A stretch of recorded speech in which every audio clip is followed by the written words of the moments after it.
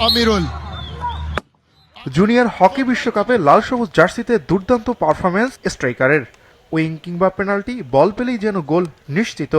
ম্যাচে প্রতিপক্ষের ডিফেন্ডারদের জন্য ধীরে ধীরে হয়ে উঠেছিলেন ত্রাস। ভারতের সদ্য শেষ হওয়া বিশ্বকাপে বাংলাদেশ শিরোপা জিততে না পারলেও লাল সবুজ জার্সিতে যিনি সবার নজরে এসেছিলেন তিনি বাংলাদেশের আমিরুল ইসলাম। 18 লক্ষ্য ভেদে হয়েছেন আসলে সর্বোচ্চ গোলদাতা, এক অসাধারণ অর্জন।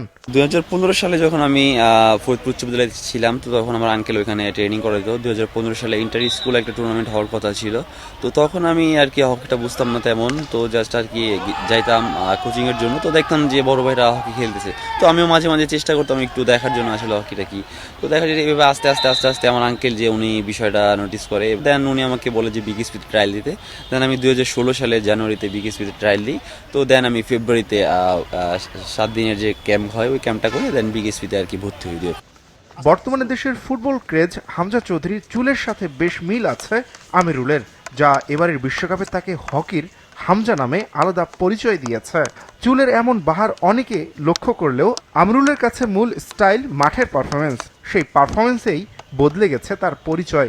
আমিরুলের লক্ষ্য এখন জাতীয় দলেরও অন্যতম ভরসা হওয়া। হামজা ভাই আসার আগে থেকে আমার চুলটা এরকম ছিল, যখন হামজা ভাই আসছে তো দেখা যাচ্ছে ওইটা হামজা ভাইয়ের সাথে আমার চুলটা আর কি দেখা যাচ্ছে যে সবাই আর কি জিনিসটা নিতে পারছে। সম্পূর্ণ ক্রেডিট আমি আমাদের টিমমেটকে দিতে চাই, কারণ তারা অনেক কিছু স্যাক্রিফাইস করছে, তারা তাদের ইন্ডিভিজুয়াল স্কোরটা স্যাক্রিফাইস করছে, তারা পেনাল্টি কোনার দিকে ফোকাস করছে।